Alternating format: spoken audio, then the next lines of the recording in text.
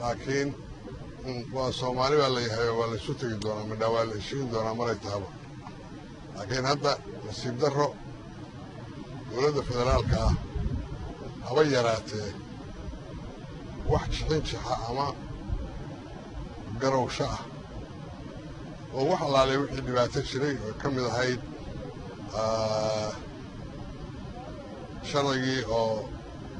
doorashooyinka ka mid yahay arrinta galmudug oo aad ogtihiin xaalkeeda oo ay aad iyo aad maaragtay gardarre iyo colaad badan ku hayaan arrintii khayraadka midii golihii iskaashiga oo dowladda federaalka iyo dowlad goboleedyada aad iyo aad ayaan uga xunnay intaas oo dhan dowladda federaalka ay wacyi diiday inay ka garowdo weliba midka labadan sharci oo batroolka iyo ama khayraadka iyo doorashooyinka labadoo baarlamaanka yaallin kaa baarlamaanka ha yaalleene midkan doorashooyinka heshiiskii baydhaba lagu galay oo ahaa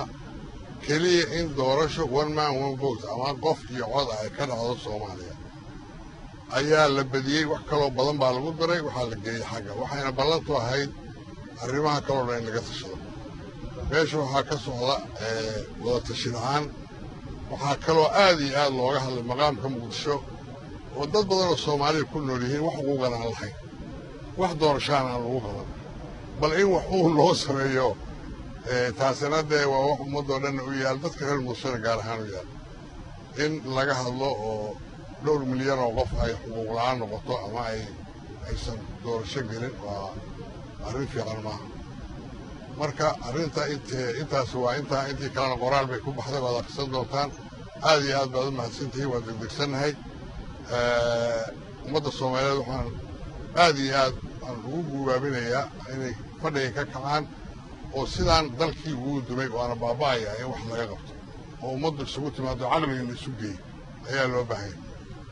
haddii caqli la waayo sidaan lagu sii socdo dalku wuu dumayaa qarannimadana way lumaysaa